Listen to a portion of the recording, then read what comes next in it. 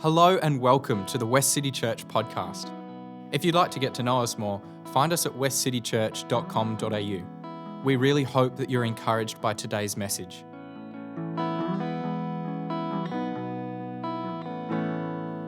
Good morning.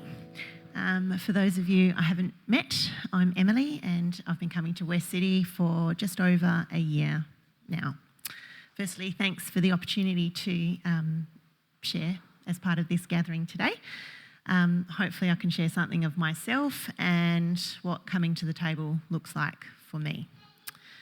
So I think you signposted that really well. So we'll be taking the elements at the end of the service because everything that we do here leads to breaking of the bread, representing Jesus' body broken for us, and dipping the bread into the cup, which represents the blood he shed for us. So in preparing for today, I've been thinking about what really resonates for me in the communion space. I grew up in a tradition where the Matthew 26 verse was read aloud every week. So as they were eating, Jesus took the bread and he broke it and gave it for us. The cracker and grape juice would be passed through the pews, and once taken, I had a few minutes to expel all the things that had separated me from God in that week, and boy, that list could be really long. You see, I'd somehow picked up the message that God's approval and love for me was transactional and solely based on my performance. And you'll be pleased to know that my theology has somewhat shifted since those times. But one of the things that stood out to me when I first came to Westcity was that multi-voiced community, not just a message from one person at the front, but ways of experiencing communion from people in our gathering. We've heard from Nina and about her granddad, the legacy that he left for his family. I loved that. And about Beck's heart a few weeks ago for the marginalised and the persecuted. I love that knowing you leads me into a greater understanding of not just who you are, but how God is working in your lives too. So my working week is spent 3 days as a chaplain at Altar One, which is an alternate school for kids suffering quite significant mental health and trauma. I start behind a bedroom door with a lot of these kids and hopefully drawing them out of their homes and helping them find purpose, identity, and a renewed sense of hope. The other 2 days, I get to teach horn at a few private schools in the western suburbs. And I sit with people's pain and stories and offer a space where I get to lean in and listen so that they can be heard and hopefully be moved into life-giving action, no matter how small those steps may be. And I think that communion is a space just like that. I think it's a space to lean in, to listen to God and to each other, a space to be heard, and one where hopefully we can move forward towards life-giving action, no matter how small that step may be. When I go forward and take communion now, I find comfort in our shared journey, knowing that I'm not alone as we take together. When I go forward for communion now, I feel a deep relaxation in knowing this isn't a transaction where I need to get it right with God, but rather a place where I am met with his generous grace and love, a truly freeing experience. When I come forward for communion now, I cherish the moment that invites me to shift the focus from everyone else's circumstances to the intimate space between me and God. So today, as we approach the table, I invite you to experience this sacred moment with fresh eyes. Perhaps you've been carrying the weight of performance, trying to earn what has already been freely given.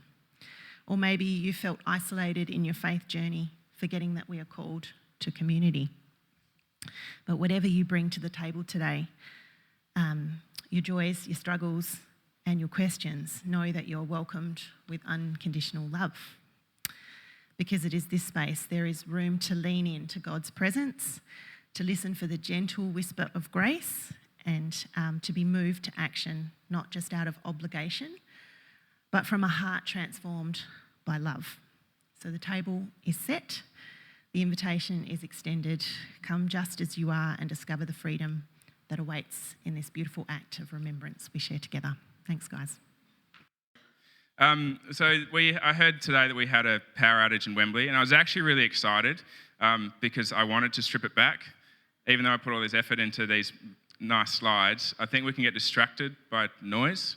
And today I've been tasked to talk about simplicity, which is a bit of an ironic joke because it's actually a very complicated thing to talk about. So I've got an 11-point sermon.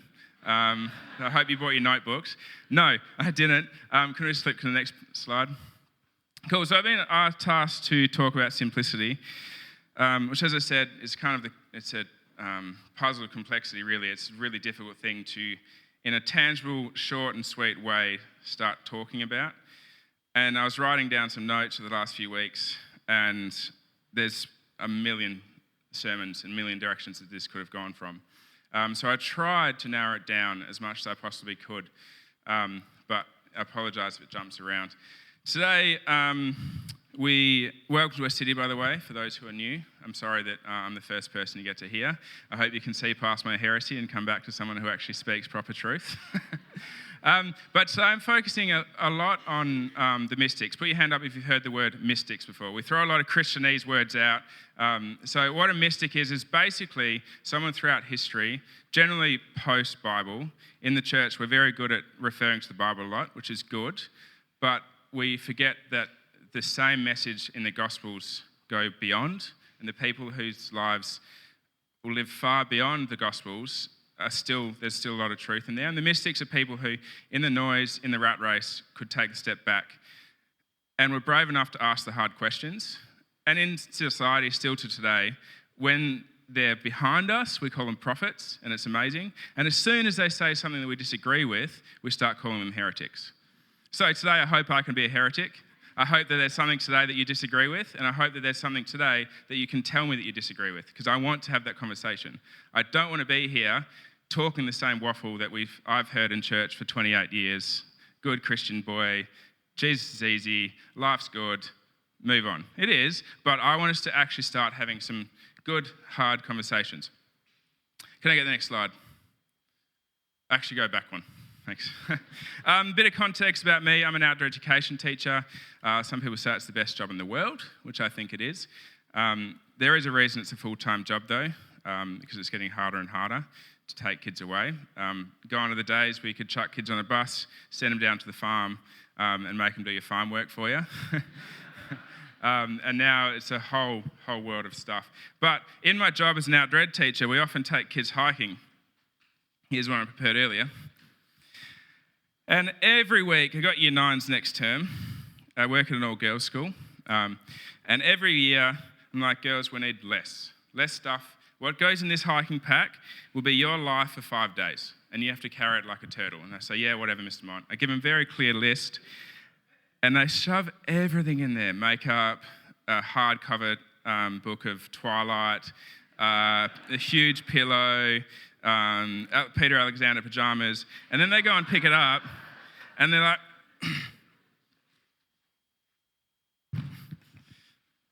and then as soon as they pick it up and start walking, they start thinking that I've personally put rocks in their bag, and that I've made their bag heavier somehow because I'm a magician and I can make gravity heavier. So we're good at putting more in our bags, and I think that's a good metaphor for life. We put more and more and more in our bags, and then we go to pick it up, and then we're the first ones to whinge about how heavy our bags are. And when you actually think, does it really matter? Do I need that copy of Twilight in there? Do I need those Peter Alexander pajamas in there? Do I need to stay up to midnight to do schoolwork? Are my students actually going to appreciate that? Do I need that? Can we flick next? Cool, so I'm going to frame today with St. Francis. Put your hand up if you heard about St. Francis. Cool. Now put your hand up if you knew that he was actually a party boy and came from a lot of money. Yeah, that's the context a lot of people don't realise. I think that's really important, front-loading into going into what we're talking about.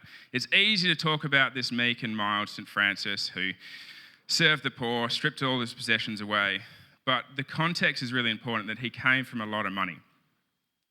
Some historical context is the 1200s. It was actually a radical period where the middle class started emerging. So you had the noble class who owned all this land, owned all this wealth and status, and you had the serfs underneath them. The middle class were the merchants, the bankers, people of commerce that started getting money very, very quickly. And St. Francis came from this, and his dad was a very, very wealthy merchant, and he could have inherited all that wealth, and he was on his way. He loved to party. He was called a bit of a ladies' man.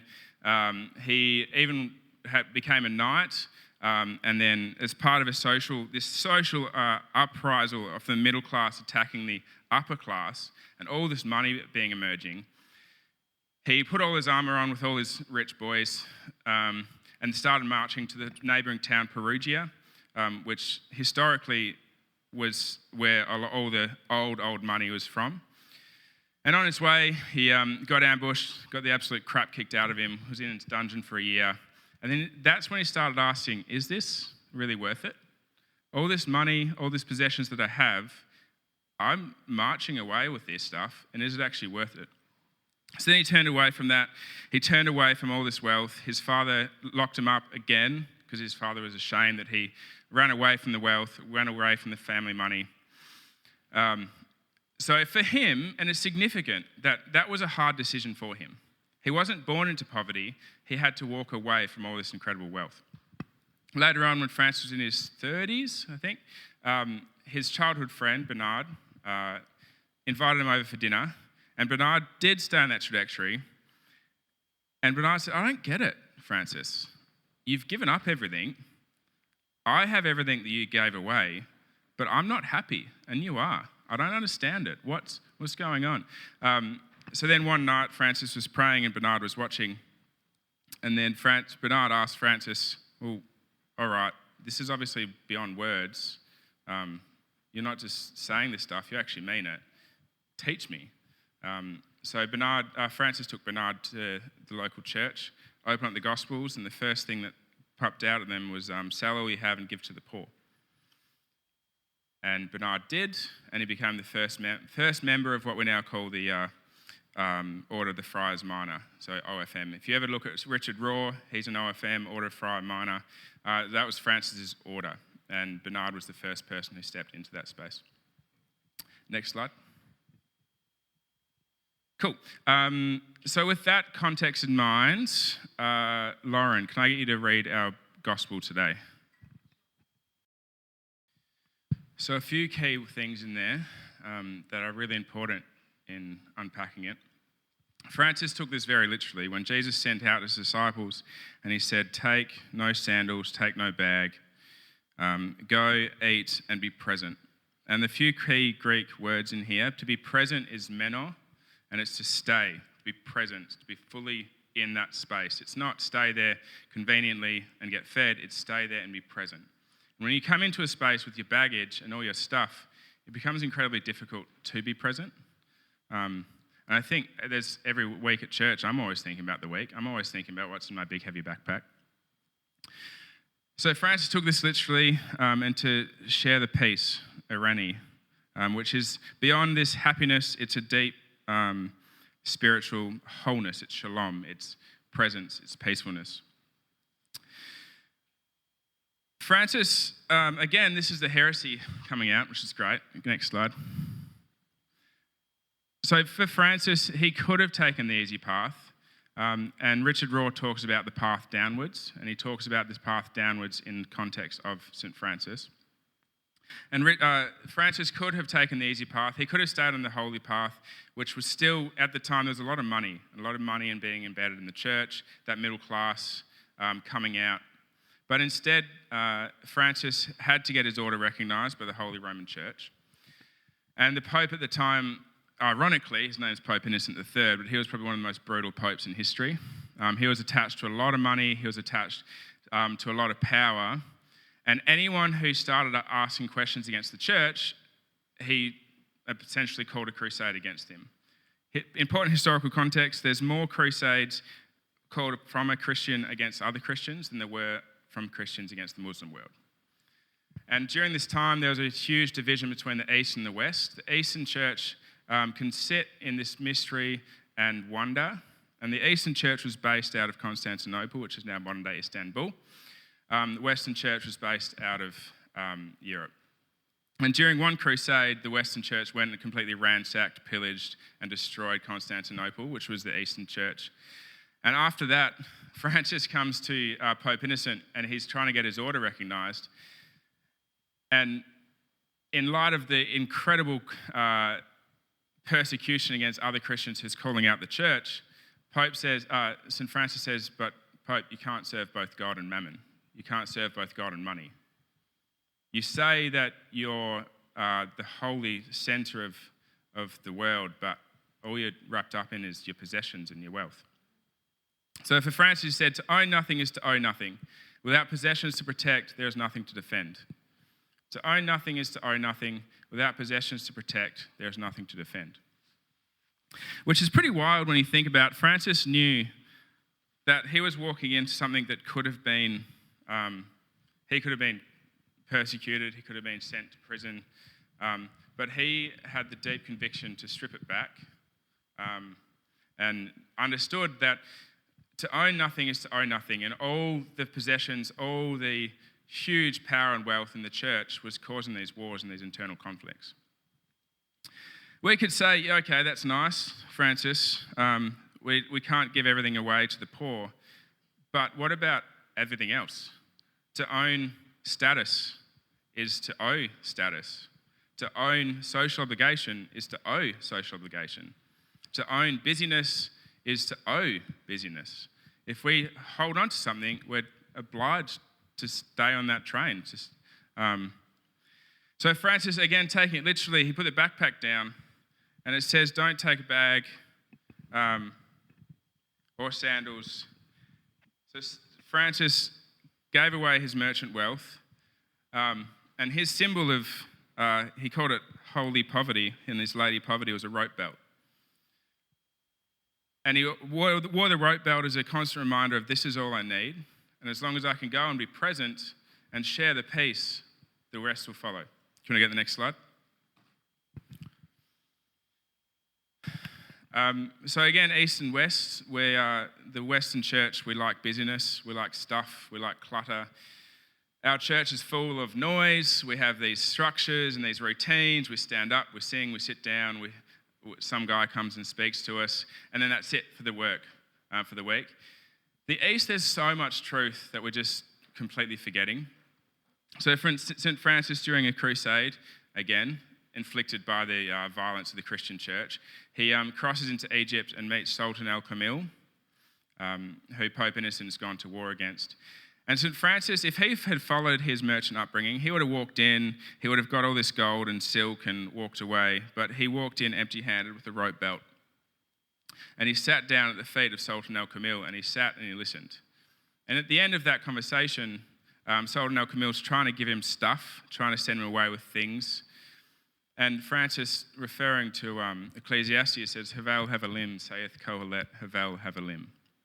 A mist of mists, says the teacher, a mist of mists. Everything is but a fleeting breath. The importance here is Francis knew what wealth was. He knew what wealth could afford. He knew what the doors that wealth could open. That was his background. That was the family context that he came from. But he also knew the social obligations with wealth. He knew if he accepted these gifts from the Sultan, he wasn't being honest and he wasn't sharing the peace. At the end of this conversation, it's really, really beautiful. Sultan al-Kamil turns to Francis and says, I want to convert. I see the truth in you. But for me to convert, both of us wouldn't be able to leave this room.